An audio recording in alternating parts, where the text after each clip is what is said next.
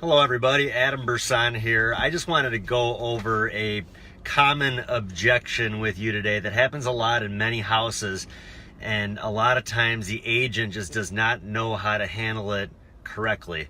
And that objection is when the client says, I don't want anybody getting into my bank account, or I don't let anybody get into my bank account for anything. And how we handle that, well, and really one thing you got to remember, EFT business, it's really the best quality business. It's the type of business that we want to write. Me as a personal producer, I will not write a piece of business if it does not come out of a bank account. So I recommend the way I handle it. Well, for one thing, I think that a lot of agents too, they might not explain the EFT correctly to the client. They might use terminology that is not helping them. It could be hurting them. They might be saying things like, we're going to be getting into your account on a specific day and things like that. So the way I handle it, I complete the application. I get to the end of the app, and what I say is, this is on a bank draft. What's a good date? I keep it very simple. People know what that means. They understand how business is conducted that way, and they know what it means when you just say, this is on a bank draft, what's a good date? So at that point, if they're not quite sure, and maybe there is an objection, if they say something, well, what do you mean? I'll say, well, what we're doing is, you're basically just authorizing your bank to pay this for you every month as a courtesy on the date that you want them to take it.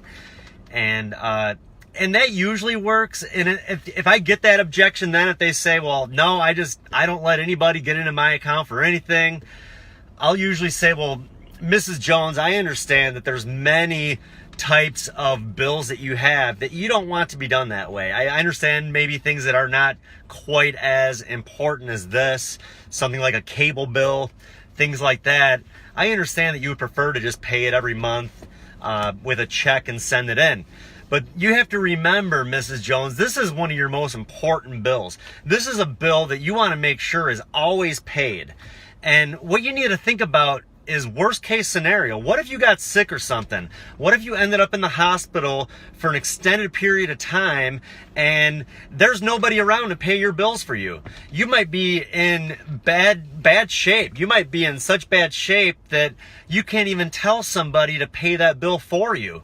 Well, you could be paying into this policy for a very long time and end up losing it just because you didn't have someone there to pay your bills for you. If it was automatically being paid for you every month on the date that you want it to, at least you'd know that you would never have to worry about losing it. And that's usually how I handle it. That usually works. And I'll tell them too that I'm very confident, that I've been in this business for a very long time. I've yet to have a situation where the company's taken out more money than what they're supposed to. They always take out on the day that they're supposed to.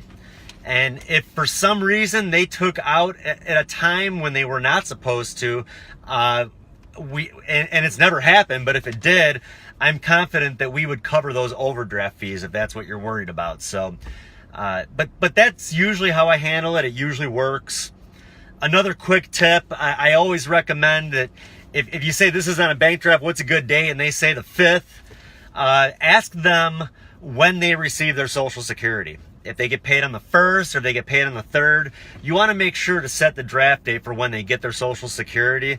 I don't want to give my client 2 extra days to run to the bank and pull out all their money before this is going to be before this is going to be drafted. So just be sure, set the draft dates for the day that the client receives their Social Security.